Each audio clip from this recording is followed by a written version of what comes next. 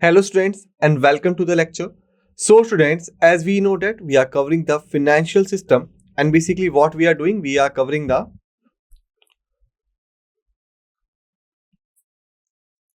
non-banking finance companies topic. Okay. And these are the topics we had scheduled for the discussion under this particular heading. Like we are going to start with the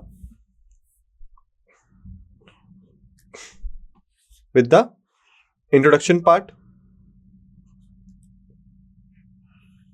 Okay. Then we will talk about the credit intermediation, then the asset financing, housing finance, microfinance, investment and wealth management, infrastructure finance, and the conclusion. Okay.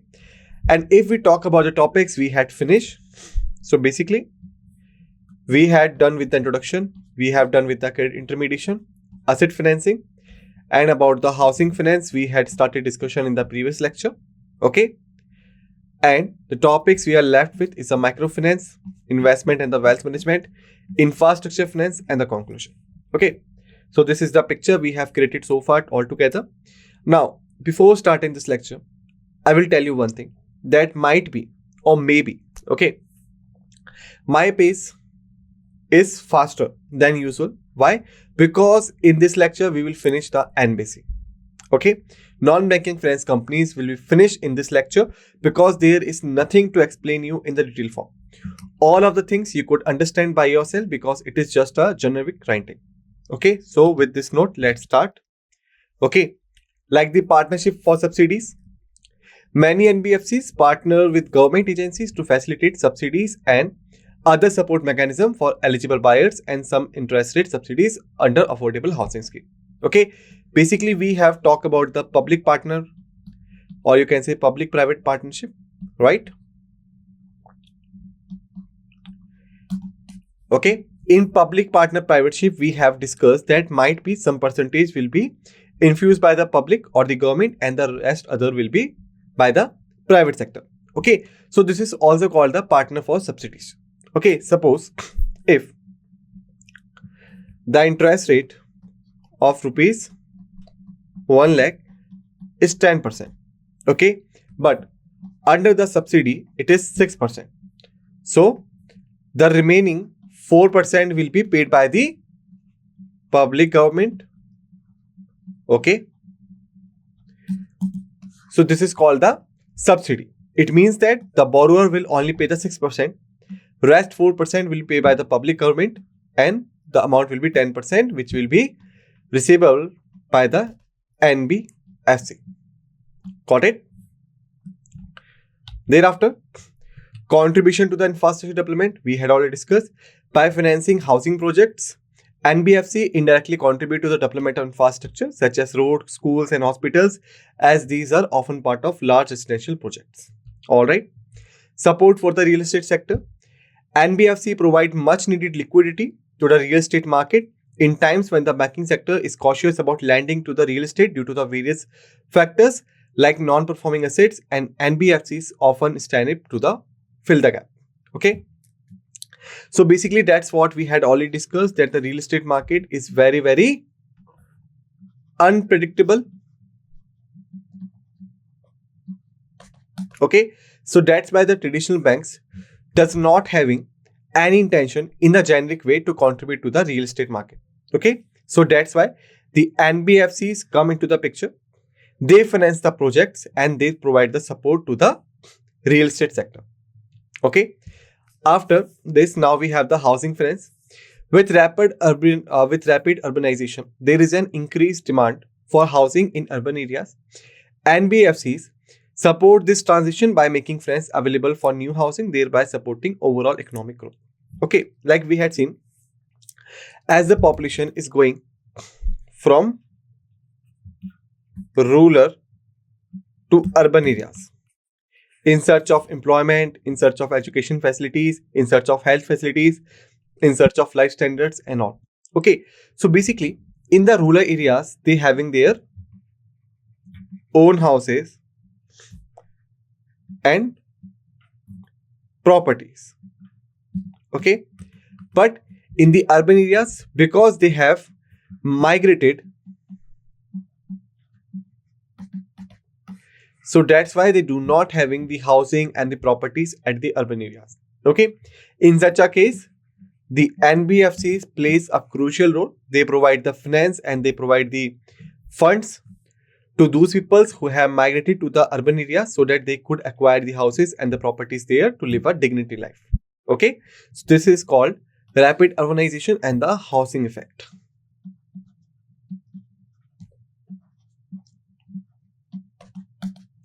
Okay.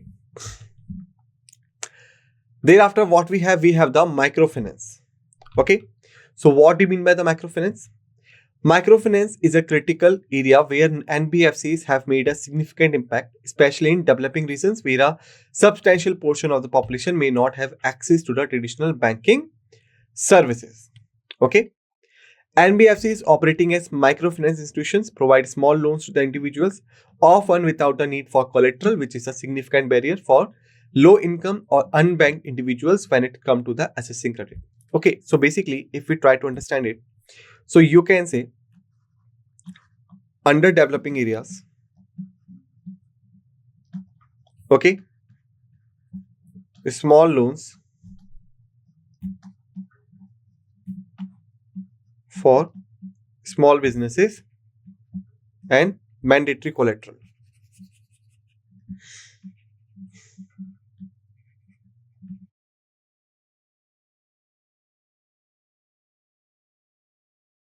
Okay.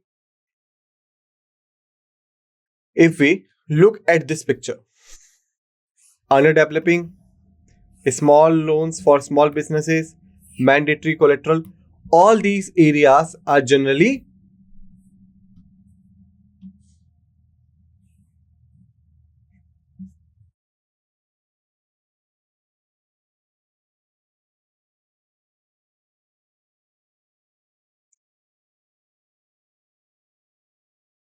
unpreferred by the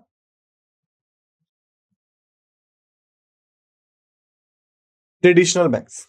Okay, because they are not that much profitable for them, and second, that are the risky areas. Okay, so that's why the traditional banks generally not prefer this type of areas. Okay, under developing areas, because these peoples are not able to bear the high interested loans. The small loans for the small businesses, they are not much capable to develop that income for the traditional banks, which will be generated by the large businesses and the long-term loans. And third is the mandatory collateral, because the traditional banks always ask for the collateral in exchange of the loan which will be granted.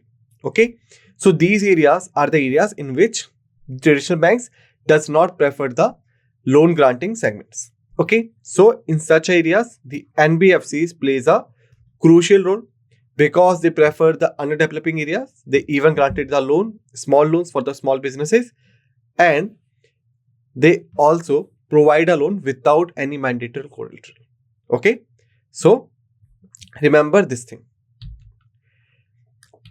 First is small loans for entrepreneurs and the small businesses. Microfinance, NBFCs specialize in providing small loans known as microloans to entrepreneurs and the small businesses that do not have access to the banking services. Okay, please note it.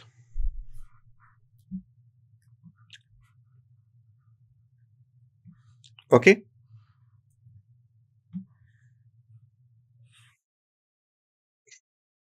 Microloans, also known as the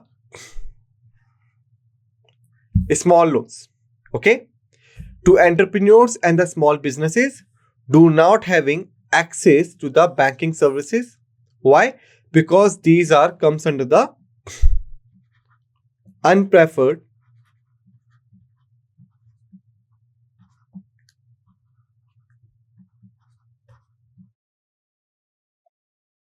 population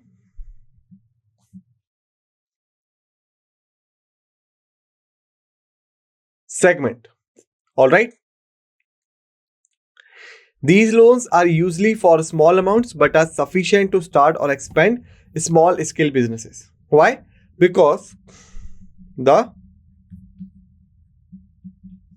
initial capital requirements of small businesses or startups is usually low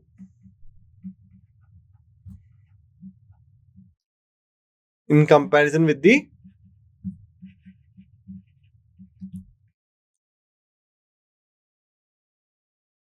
large industries or large startups. Okay, that's why the loans which have been granted to the entrepreneurs and the small businesses, they might be in less amount, but they are sufficient. Why? Because the initial capital requirements of the small businesses or the startups is usually low in comparison with the large industries or the large startups. Got it? Financial inclusion. By providing loans to the low income and the unbanked individuals, NBFCs help in increasing financial inclusion, because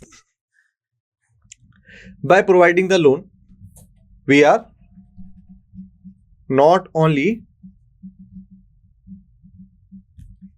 financing them, or you can say providing credit to them, but also making them eligible for further loans through or by creating credit history. Okay. All right. So that's why this is the financial inclusion, because not only we are financing them or providing credit to them, but also making them eligible for further loans through or by creating credit history. Okay. Because as we had discussed that traditional banks often ask for the credit history before granting any type of loan. Okay. Financial inclusion is essential for bringing more people into the formal economy, allowing them to save, build assets and improve their living standards. Okay. Because right now they are getting the, you can say the credit facilities,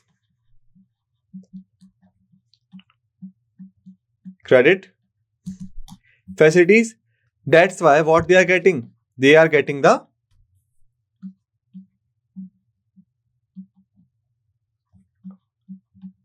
purchasing power. And whenever there is a purchasing power, what will happen? They will get a financial power and the financial sustainability to live by. Okay. Thereafter, group lending models. Many microfinance NBFCs uses a group lending model where small loans are provided to the group of borrowers. The group members often guaranteed each other loans, which reduces the default risk and encourages a culture of repayment. Okay, for example, you can say, suppose this is the NBFC. Okay, here are the 5 people.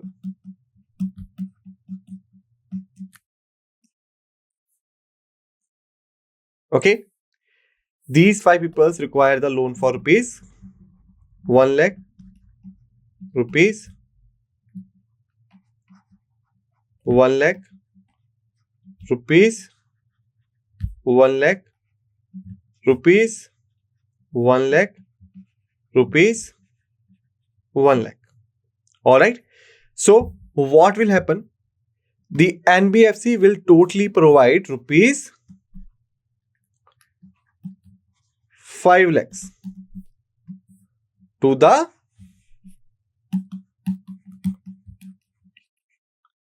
entire group. Okay. So this model is called the group lending model. All right. And remember, in the group lending models, each of them will guarantee each other loans. Okay. Because whenever the loan granted by any financial institution or the banks, basically they ask for the guarantee or the guarantor. Okay. So that's why it reduces the risk of defaulted and encourages the culture of repayment, because right now group members are guaranteed to their group. Okay. Empowerment of women. Microfinance has been particularly effective in empowering women by providing them with the financial means to contribute their households and the communities. Women are often the primary beneficiary of microfinance services, as they are seen in more reliable borrowers and are more likely to invest their income into the well-being of their families. Okay, so basically if we talk about it in the particular way, then in the recent time, the word which is popped off in a very, very effective manner is self-help group. Okay, also known as HG. So what do you mean by this? Self-help group is basically the, you can say, is basically group of people or women in particular involving in producing something.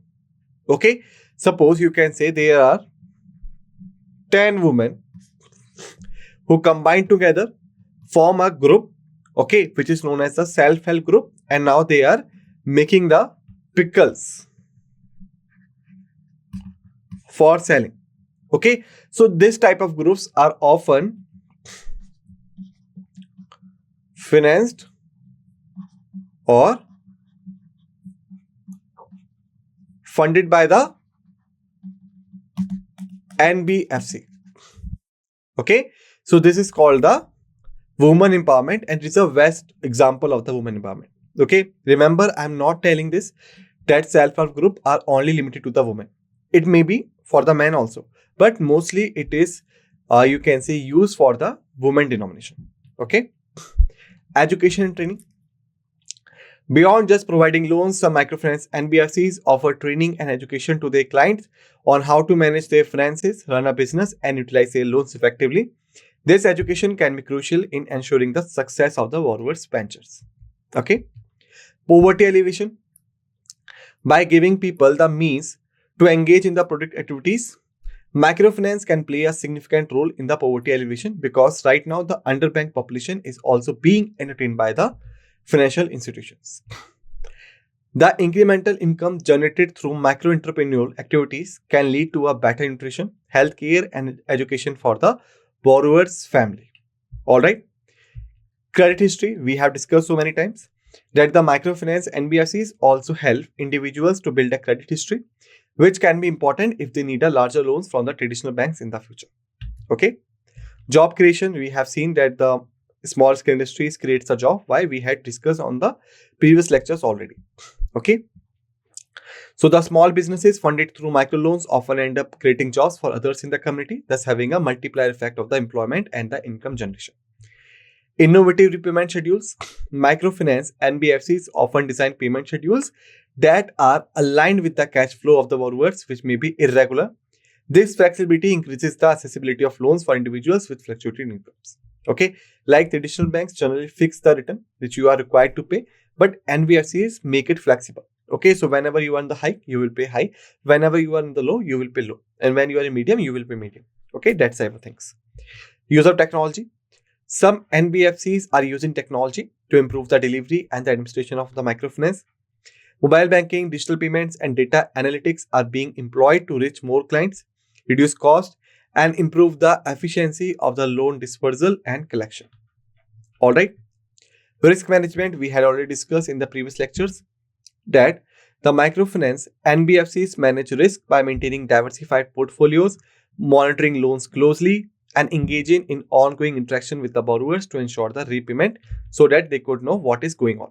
Okay. Thereafter, now we have the investment and the wealth management. What do you mean by this? Let's see.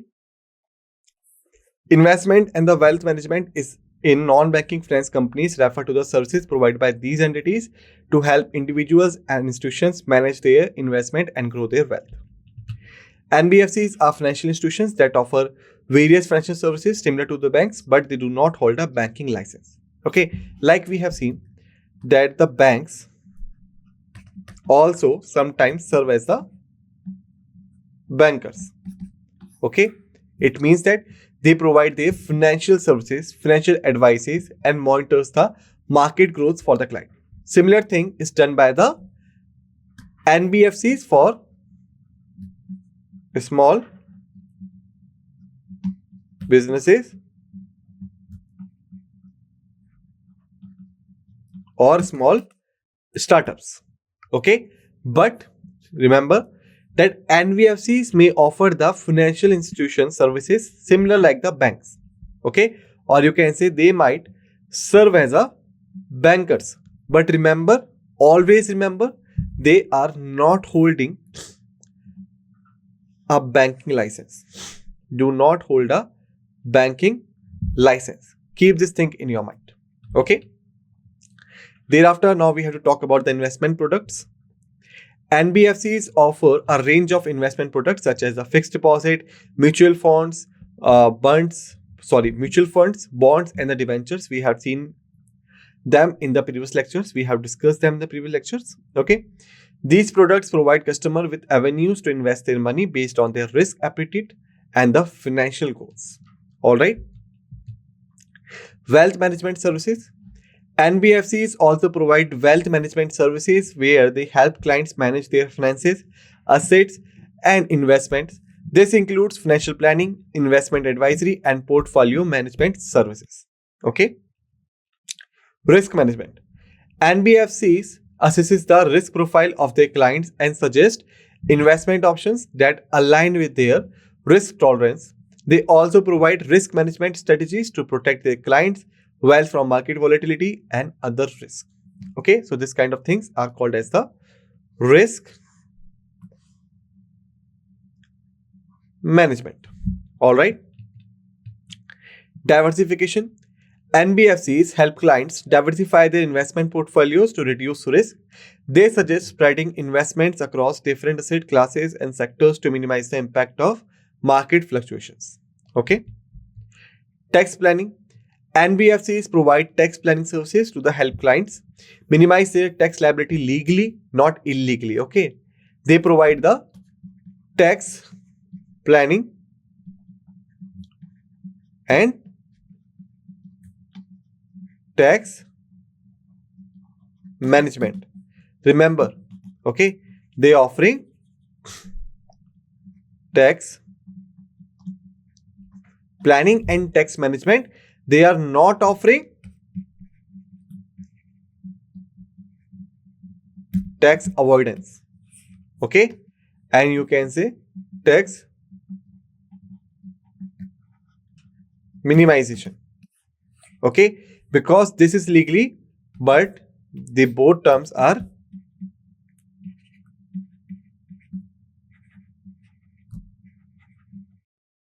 illegal. Okay. Retirement planning.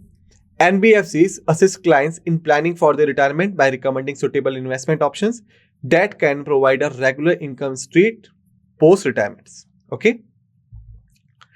Estate planning.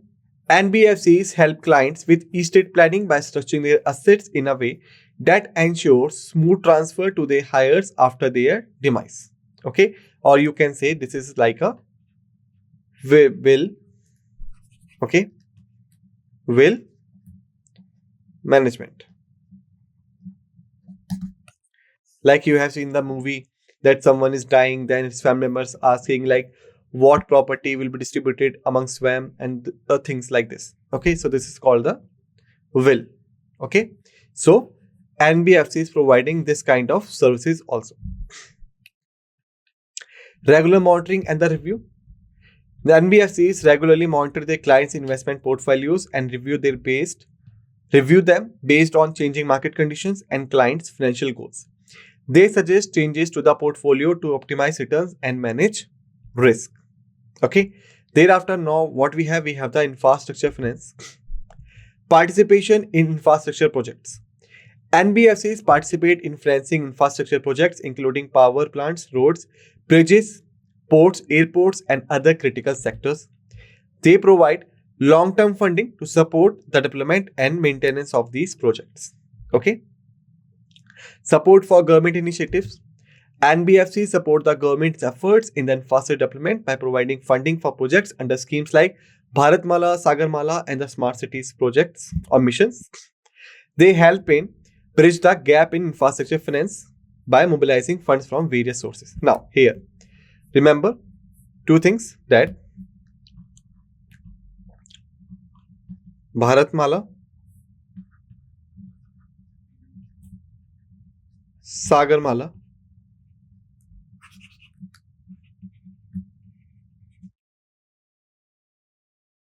then Smart Cities. Okay. Bharatmala is basically for bridges and roads. Okay. Sagarmala is basically for ports and harbors. Okay. Smart Cities is basically for developing cities into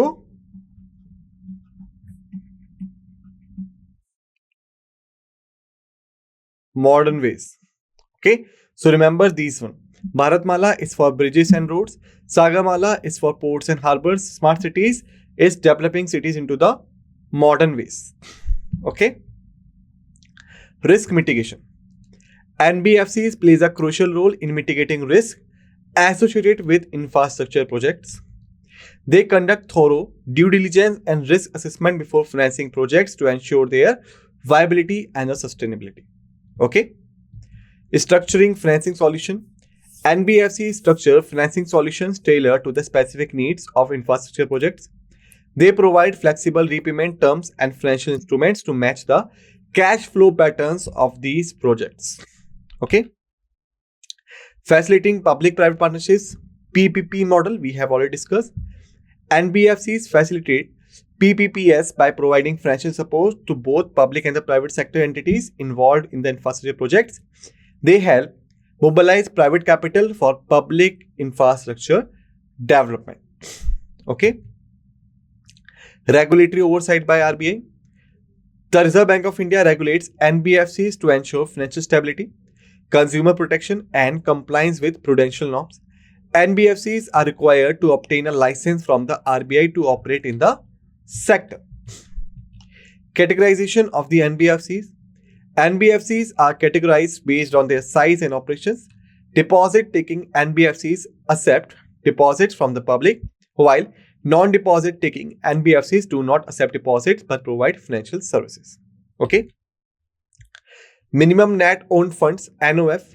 NBFCs must maintain a minimum net owned funds as per RBI guidelines to ensure the capital adequacy.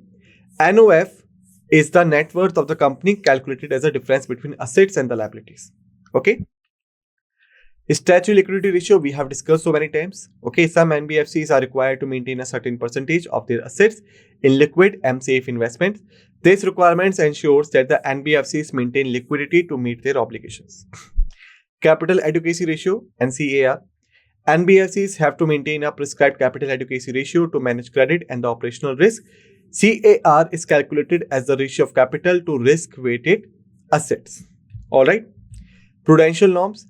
RBI mandates NBFCs to follow prudential norms related to the income recognition, asset classification, and provisioning. These norms ensure that NBFCs maintain the quality of their assets and have adequate provisions for the potential losses. Corporate governance. NBFCs must comply with the corporate governance standards and disclosures. They are required to have a board of directors that oversee the company's operations and ensures transparency and the accountability. Okay. Reporting and supervision. NBFCs are subject to the regular reporting and supervision by the RBI. They are required to submit periodic financial statements and reports to the RBI to ensure compliance with the regulatory requirements. Okay. Now, just a conclusion. NBFCs play a vital role in the infrastructure financing in India, supporting the government's efforts in the infrastructure development.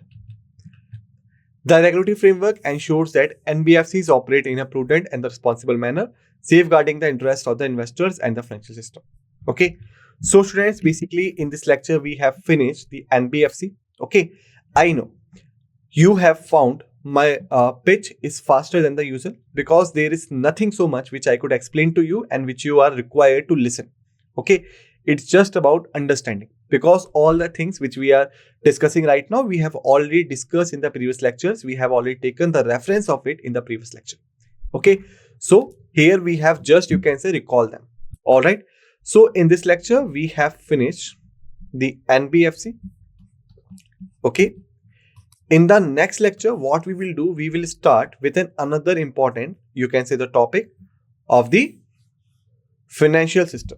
Okay, but as usual, it's my humble request to you all, kindly revise all the facts and figures in the previous manner, sorry, in the, you can say, proper manner. Okay, because if you are not doing this, the things will be compiled off and in the end you have to suffer a lot. Okay, so I do not want you to face this kind of situation, so that's why I'm requesting you kindly revise all the facts and figures on the proper manner. All right, so with this note we are going to end this session and thank you.